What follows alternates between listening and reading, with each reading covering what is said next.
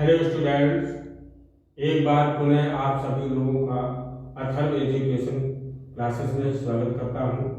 जैसा कि मैंने पिछले वीडियो में पार्ट 1 बनाया था, उसमें मैंने खंड का यानी भौतिक विज्ञान के प्रश्नों को समझाया था।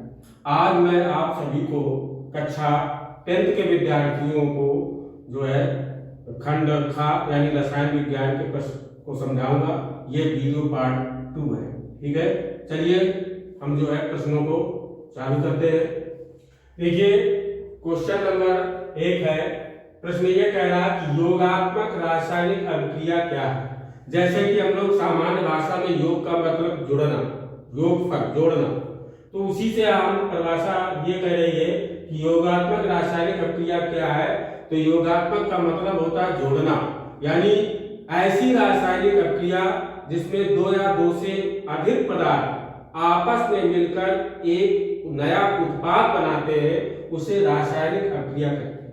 ठीक है, दो या दो से अधिक, दो भी हो सकते हैं, तीन भी हो सकते हैं। तो दो या दो से अधिक पदार्थ आपस में मिलकर एक नया पदार्थ बनाते हैं, उसे हम जो है योगात्मक अभिक्रिया कहते हैं। जैसा कि नाम से है ना, योग माने होता है जोड़ना। ठीक है, जैसे आप रोटी बनाते हो तो कैसे बनाते हो, आटा प्लस पानी। तो आटा एक रासायनिक पदार्थ हो गया, पानी दूसरा हो गया, दोनों को मिला दिया, इसके बाद जो उसका आटा बन गया।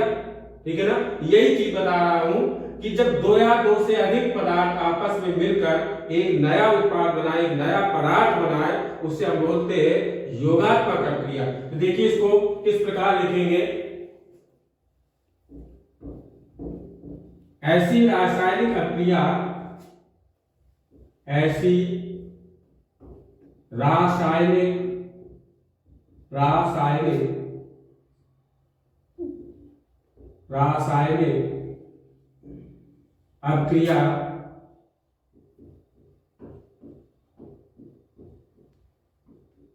अभिक्रिया जिसमें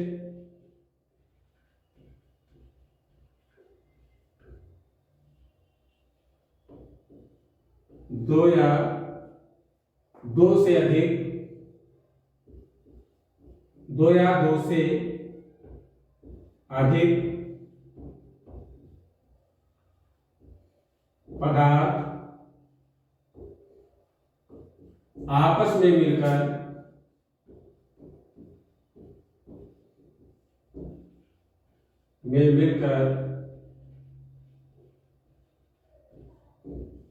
एक नया पदार्थ बनाते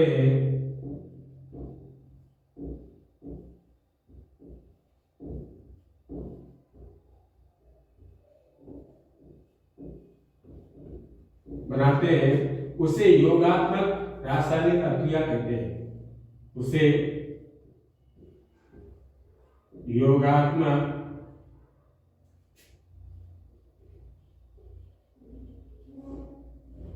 रासायनिक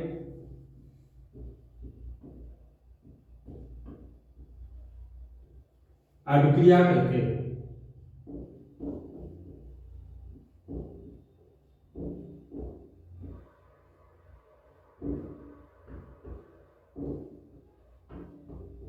ठीक है, कह रहा है ऐसी रासायनिक अभिक्रिया जिसमें दो या दो से अधिक पदार्थ आपस में मिलकर एक नया पदार्थ बनाते हैं, उसे योगात्मक रासायनिक अभिक्रिया कहते हैं।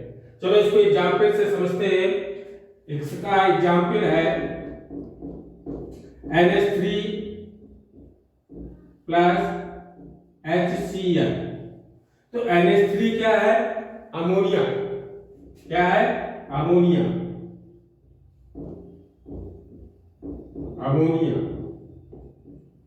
और HCl क्या है, हाइड्रोजन क्लोराइड।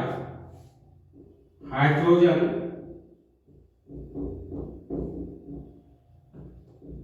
क्लोराइड,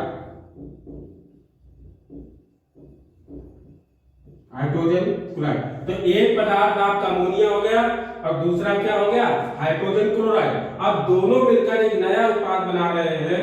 उत्पाद क्या है, NH4Cl यानी ammonium chloride. NH4Cl ammonium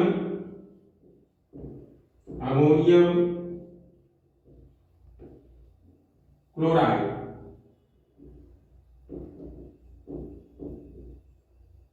ammonium. यदि हाइड्रोजन 3 है, जैसे लिखा है NH3, हाइड्रोजन इसमें 3 है इसलिए इसको पढ़ते हैं अमोनिया, और इसमें हाइड्रोजन हो गए 4 इसलिए इसको पढ़ेंगे अमोनियम। यदि हाइड्रोजन 3 है तो क्या पढ़ेंगे इसको? अमोनिया। जैसे कि इसमें NH3 है तो इसको क्या पढ़ेंगे? अमोनिया। इसमें हाइड्रोजन 4 है इसलिए पढ़ेंगे इसको अमोनियम क्लोराइड, यानी इसको जो व्यापारिक नाम है इसका नौसागर। इसका व्यापारिक नाम क्या है? नौसागर। देख रहे हो आप, दो पदार्थ है, एक अमोनिया है, दूसरा पदार्थ क्या? Hydrogen chloride. दोनों पदार्थों ने आपस में क्रिया किया, रिएक्शन किया, तो नया एक उत्पाद क्या बना? एक नया पदार्थ क्या बना? Ammonium chloride. इसी को कहते हैं योगात्मक अभिक्रिया। दो या दो से अधिक पदार्थ आपस में सहयोग किया और एक नया उत्पाद बन गया, इसी को कहते हैं योगात्मक अभिक्रिया। योगात्मक का मतलब होता है जुड़ना। जब दो पदार्थ आपस में जुड़ते हैं तो उसे हम कहते हैं योगात्मक अभिक्रिया। क्वेश्चन नंबर कह रहा है 2, प्रतिस्थापन अभिक्रिया क्या है? परिभाषित कीजिए। प्रतिस्थापन, जैसे अभी आपने पढ़ा योगात्मक, प्रतिस्थापित माने होता है एक स्थान से दूसरे स्थान को जाना, प्रतिस्थापित करना, ठीक है ना, विस्थापन। तो देखिए प्रतिस्थापन अभिक्रिया क्या होती है?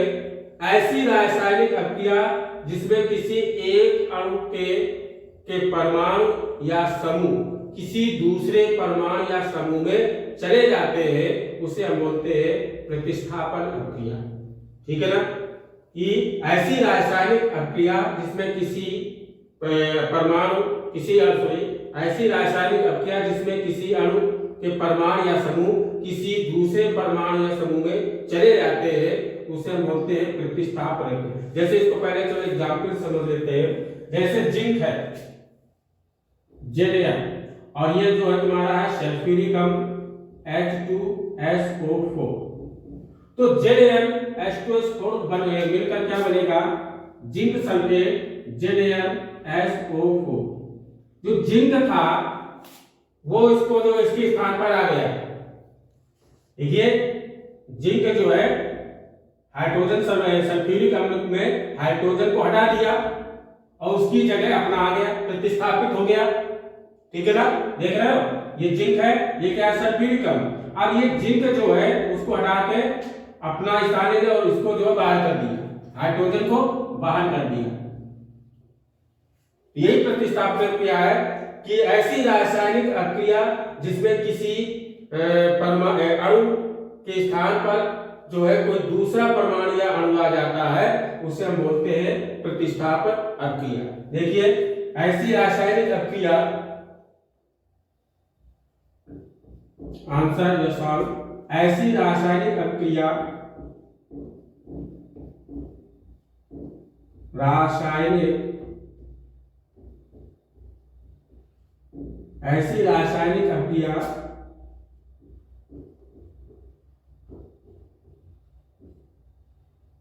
अभिक्रिया जिसमें किसी अणु ऐसी रासायनिक अभिक्रिया जिसमें किसी अणु के परमाणु या समूह किसी अणु के परमाणु या समूह के स्थान पर दूसरा परमाणु या समूह आ जाता है,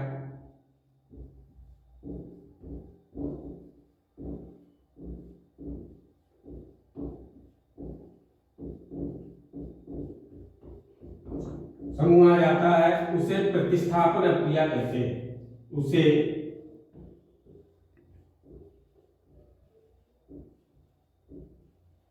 प्रतिस्थापन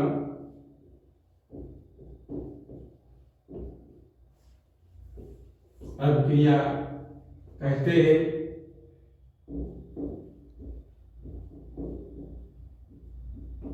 ठीक है, एग्जाम्पल मैंने पहले लिख दिया है। ऐसी रासायनिक अक्रिया जिसमें किसी अणु के परमाणु या समूह के स्थान पर दूसरा परमाणु या समूह आ जाता है उसे प्रतिस्थापन अक्रिया कहते हैं। जैसे जिंक है तो जिंक जो है हाइड्रोजन को हटा दिया और अपना स्थान वहां पर जाकर बैठ गया। समझ में आ गई? जैसे आप जो है किसी दूसरे के घर में जाकर बैठ गया तो आप प्रतिस्थापित हो गए और उसको लात मार के बाहर कर दिया। ऐसे जो है जिंक हाइड्रोजन को लात मारकर बाहर कर दिया और अपना जाकर उसकी जगह बैठ गया, तो जिंक सल्फेट बना लिया, हाइड्रोजन को ये बाहर कर दिया। इसी को प्रतिस्थापन क्रिया कहते हैं कि किसी ऐसी रासायनिक अक्रिया जिसमें किसी अणु के परमाणु या समूह के स्थान पर कोई दूसरा परमाणु या समूह आ जाता है उसे कहते हैं प्रतिस्थापन अभिक्रिया। ठीक है, ये क्वेश्चन नंबर 3 है। पहले वियोजन अक्रिया क्या है, कितने प्रकार का होता है? तो वियोजन का मतलब होता है टूटना। वियोजन का मतलब होता है टूटना, यानी ऐसी रासायनिक अक्रिया जिसमें रासायनिक पदार्थ ताप या दाब के द्वारा दो या दो से अधिक पदार्थों में टूट जाए उसे कहते हैं वियोजन। वियोजित हो गया, यानी ऐसी रासायनिक अक्रिया जिसमें रासायनिक पदार्थ ताप या दाब के द्वारा, यानी ताप का मतलब गर्म किया जाए तब टूट जाए, या उसमें दाब डाला जाए, प्रेशर डाला जाए तब वो दो या दो से अधिक भागों में टूट जाए, उसे कहते हैं वियोजन अक्रिया। और इसको ठंडा करने पर पुनः ये अपनी अवस्था में आ जाता है।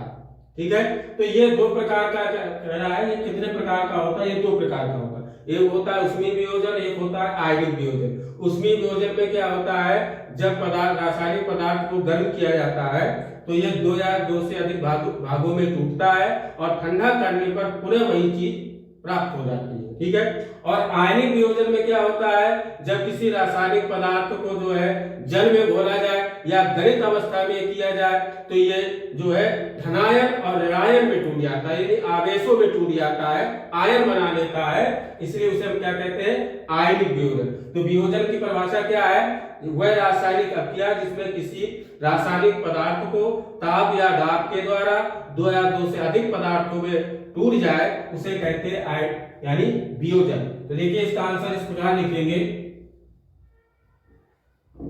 पहले जो वियोजन की परिभाषा लिखेंगे,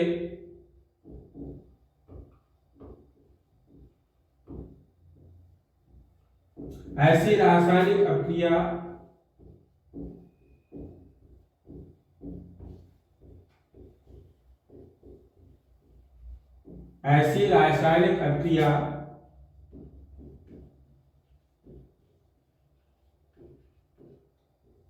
जिसमें रासायनिक पदार्थ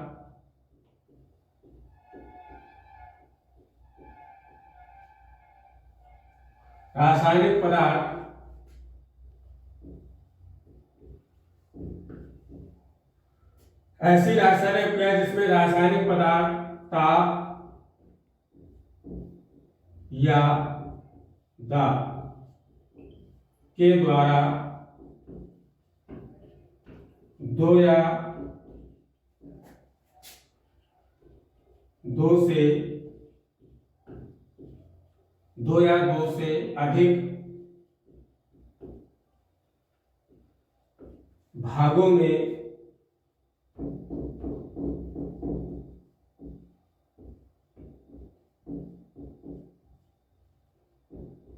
टूट जाता है, दो या दो से अधिक भागों में टूट जाता है और ठंडा करने पर, यानी ताप गर्म करेंगे तो ठंडा होगा। ठीक है, ठंडा करने पर पुनः पूर्व अवस्था में आ जाता है।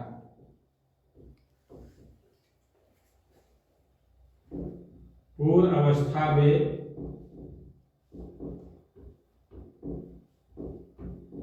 आ जाता है। ऐसी अक्रिया को वियोजन अक्रिया कहते हैं।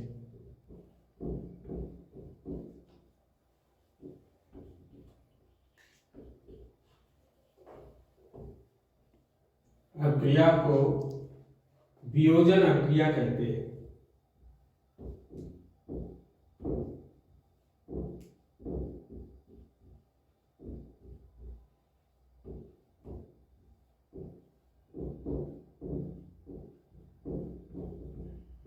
ठीक है।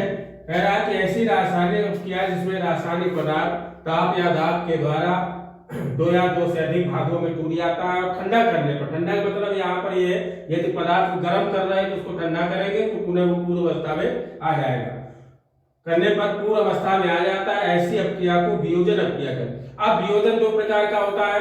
कौन सा पहला होता है? उष्मीय वियोजन। उष्मीय का मतलब हीट, गर्म करना। जब गर्म करेंगे तो दो या दो से अधिक भागों में टूटेगा। जैसे वियोजन की परिभाषा होगी। अब ये बताना चाहते हैं कितने प्रकार का होता है। तो पहला होता है उष्मीय वियोजन। उष्मीय वियोजन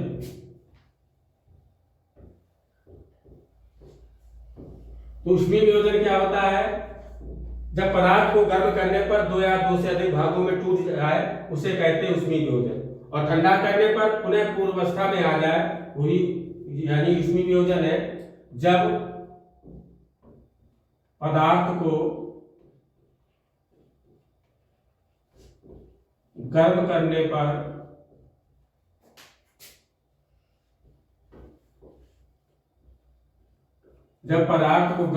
पर यह दो या दो से अधिक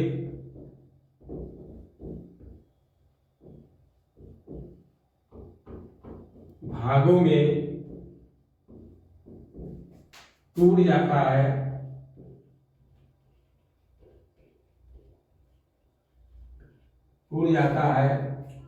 और ठंडा होने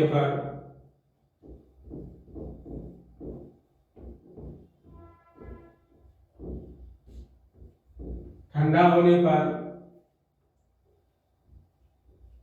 यह अपनी पूर्व अवस्था में आ जाता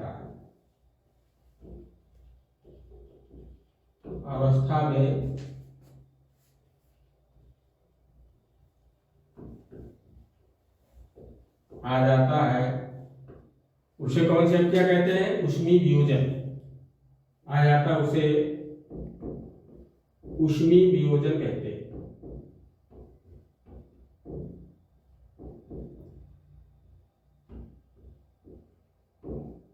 ठीक है। अब देखिए इसका एग्जाम्पल समझते हैं।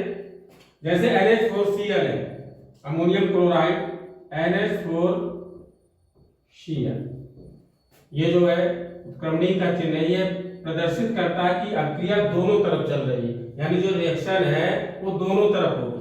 तो NH4Cl को जब हमने गर्म किया, ये हमारा एरो है ना, ये है रहा है गर्म। जब इसको हम गर्म करेंगे तो यह अमोनिया और हाइड्रोजन क्लोराइड में टूटेगा, यानी NH3 प्लस HCl। यानी जब अमोनिया क्लोराइड को या नौशादर को गर्म करेंगे तो यह अमोनिया और हाइड्रोजन क्लोराइड में टूटेगा। और ये एरो इधर क्यों लगा? इसका मतलब ठंडा करने पर। ठंडा करेंगे तो ये पूरे अमोनियम क्लोराइड प्राप्त हो, यानी दोनों ओर अभिक्रिया चलती है। तो दो या दो से अधिक भागों में टूटता है कब? जब गर्म करेंगे। और ठंडा होने पर अपनी पूर्व अवस्था में आ जाता है, यानी पुनः जो है अमोनियम क्लोराइड बनाएगा। उसे हम बोलते हैं उष्मीय वियोजन। ठीक है। इसका दूसरा है आयनिक वियोजन।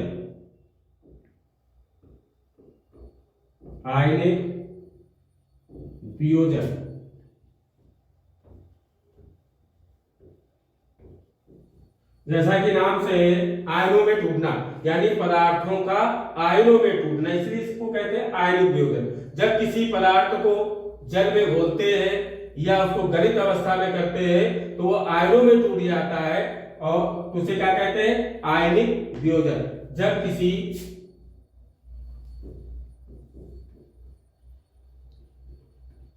रासायनिक पदार्थ को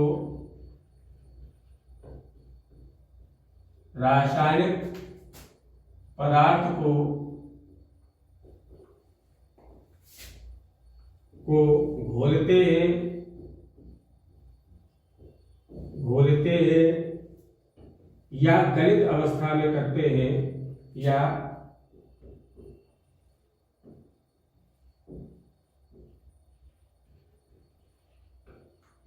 अवस्था में करते हैं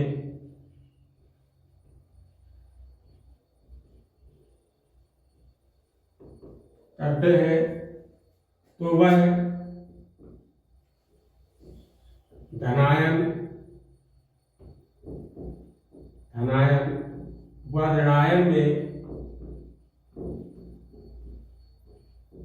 में टूट जाता है।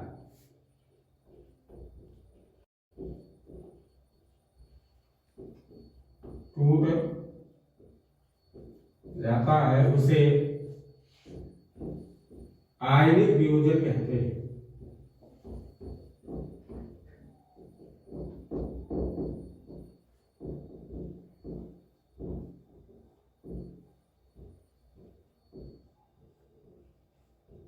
ठीक है, जैसे कि एग्जाम्पल से इसको समझेंगे।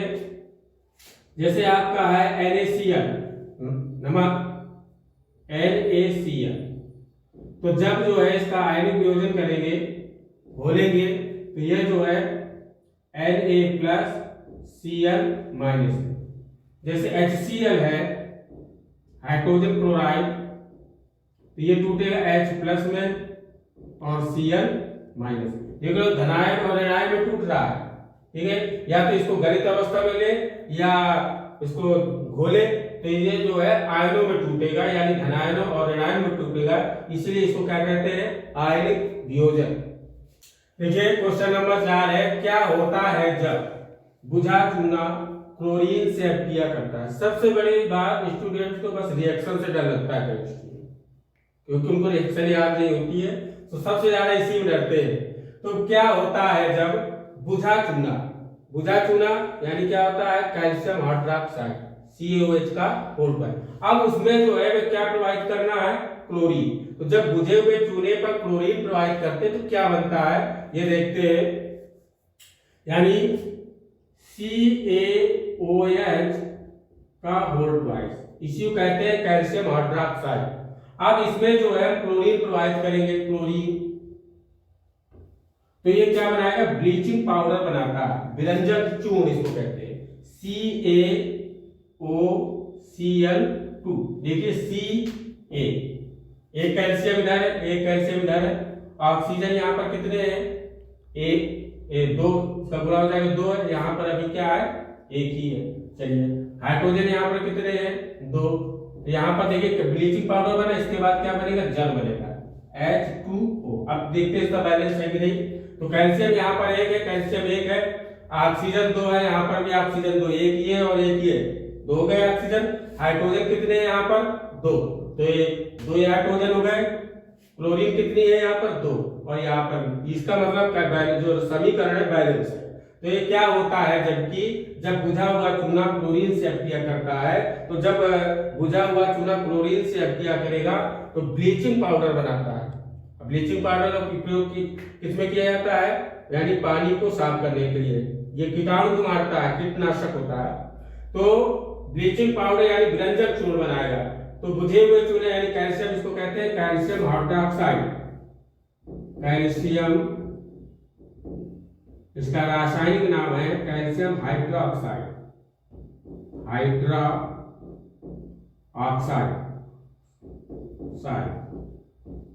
ये क्या है, क्लोरीन है,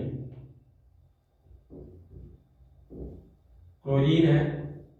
ये क्या है, ब्लीचिंग पाउडर या व्यंजक चूर्ण।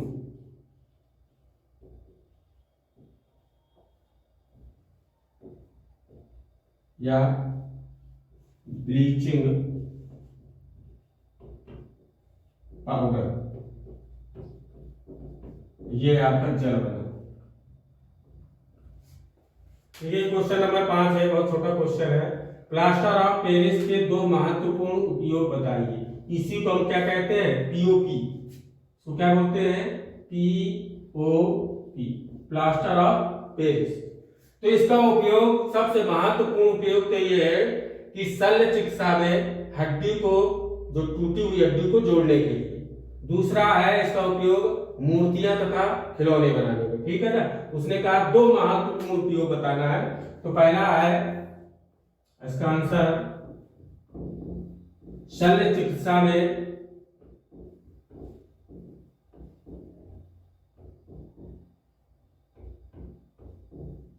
में टूटी हुई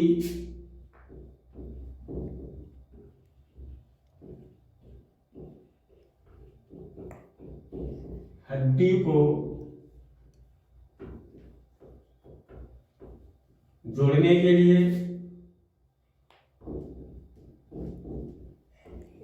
ये आपका नंबर 1 है। दूसरा है मूर्तियां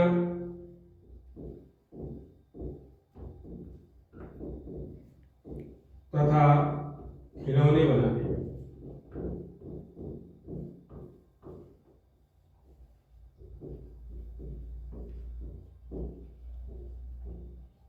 ठीक है, इसके अलावा भी उपयोग है मकान के दीवारों को भी सजाने के लिए, मतलब इसका भी उपयोग की जाती है। तो लेकिन मेन इसको महत्व इंपॉर्टेंट उपयोग क्या है, सबसे ज्यादा शल्य चिकित्सा में टूटी हुई हड्डी को जोड़ने के लिए और मूर्तियां तथा खिलौने आदि के बनाने में किया जाता है। ठीक है, क्वेश्चन नंबर 6 है, दो प्रबल क्षारकों के नाम लिखिए। ये आपके क्वेश्चन लगभग 2-2 नंबर के हैं और मेन क्वेश्चन पढ़ा रहा हूं, ज्यादा फालतू की बात नहीं।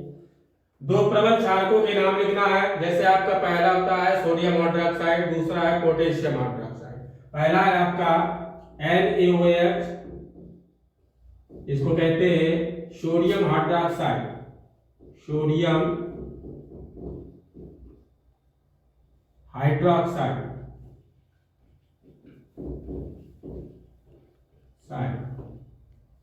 दूसरा है KOH, potassium hydroxide, potassium hydroxide. तो पहला है आपका सोडियम हाइड्रोक्साइड और दूसरा है पोटेशियम हाइड्रोक्साइड। ठीक है, क्वेश्चन नंबर 7 है, पीतल एवं तांबे के बर्तन में खट्टे पदार्थों को क्यों नहीं रखना चाहिए। तो देखिए, पीतल और तांबा धातुएं हैं और जो खट्टे पदार्थ होते हैं इसमें अम्ल होता है। ठीक है, तो ये जो अम्ल होता है धातुओं से क्रिया करके हानिकारक जो है पदार्थ बनाता है, इसलिए जो है तांबे व पीतल के बर्तन में खट्टे पदार्थों को नहीं रखा जाता है। ठीक है ना, यानी पीतल और तांबा क्या है, धातु और वो खट्टे पदार्थों में होता है अम्ल। तो जो अम्ल होता है वो धातुओं से क्रिया करता है। ठीक है, जैसे तुम्हारा जो है तांबा होता है Cu कॉपर और इसमें अम्ल हो गया। अब अम्ल हाइड्रोक्लोरिक अम्ल भी होता है, सल्फ्यूरिक अम्ल भी। अब जैसे इसमें सल्फ्यूरिक अम्ल है तो कॉपर सल्फेट बनाएगा और अब ये तुम्हारा हाइड्रोक्लोरिक अम्ल है तो क्या बनाएगा, CuHCl। ठीक है, तो इसमें पीतल एवं तांबे में इसका टारगेट प्रश्न का है, पीतल एवं तांबे के बर्तन में खट्टे पदार्थों क्यों नहीं रखना चाहिए। क्योंकि इन पदार्थों में, खट्टे पदार्थों में अम्ल उपस्थित होता है जो धातुओं से क्रिया करके उनके हानिकारक यौगिक बनाते हैं या पदार्थ बनाते हैं, इसलिए इनको जो है खट्टे पदार्थों को इन बर्तनों में नहीं रखा जाता है। तो इसका आंसर इस प्रकार लिखे, पीतल एवं तांबे के बर्तनों में, पीतल एवं तांबे के बर्तनों में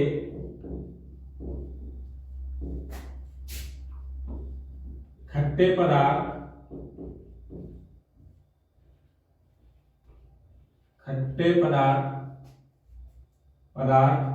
इसलिए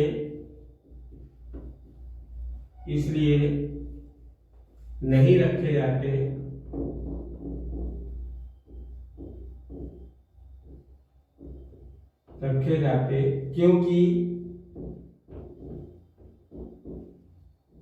क्योंकि इन पदार्थों में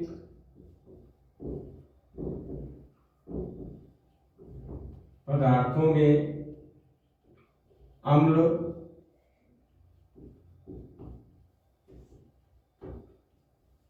उपस्थित होता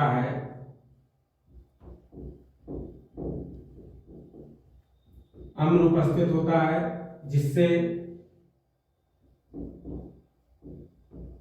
जिससे ये इन धातुओं से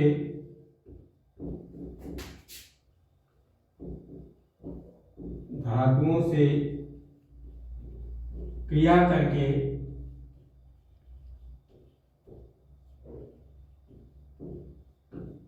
क्रिया करके हानिकारक पदार्थ बनाते हैं।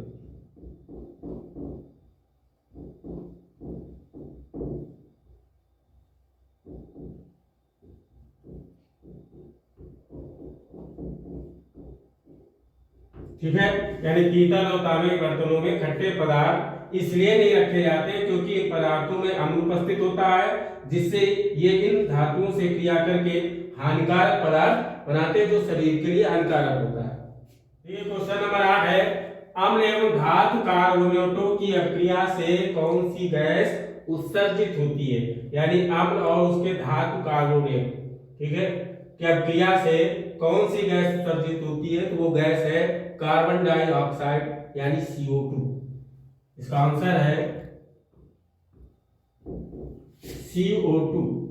इसको कहते हैं कार्बन डाइऑक्साइड।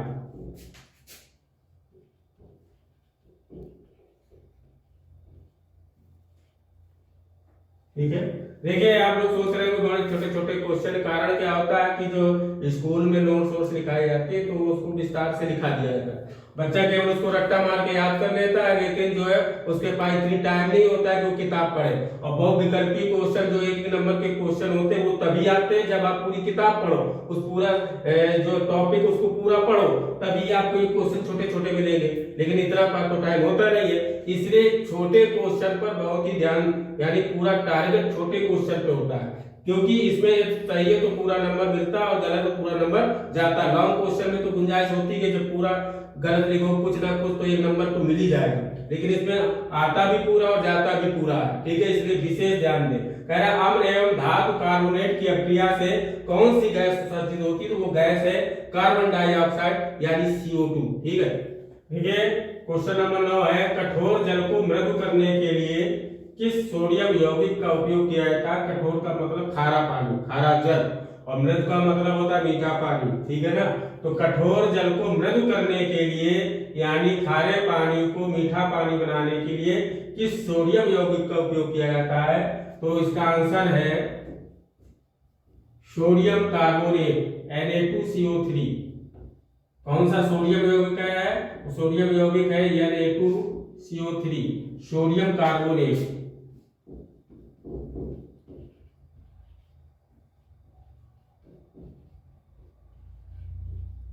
Sodium carbonate. देखिए क्वेश्चन नंबर 10 है, उस पदार्थ का नाम बताइए जो क्लोरीन से किया करके विरंजक चूर्ण बनाता है। जबकि मैंने इसको समझा दिया है लेकिन आया इसलिए बता रहा हूं। उस पदार्थ वो कौन सा पदार्थ है जो क्लोरीन से किया करके ब्लीचिंग पाउडर यानी विरंजक चूर्ण बनाता है? मैंने इसको रिएक्शन में पहले वाले क्वेश्चन में समझा दिया है, लेकिन पूछा तो बताना पड़ेगा। क्रिया करके विरंजक चूर्ण बनाते हैं कौन सा है? वो है कैल्शियम हाइड्रोक्साइड यानी CaOH का होल ट्वाइस। इसको कहते हैं कैल्शियम हाइड्रोक्साइड, कैल्शियम हाइड्रोक्साइड।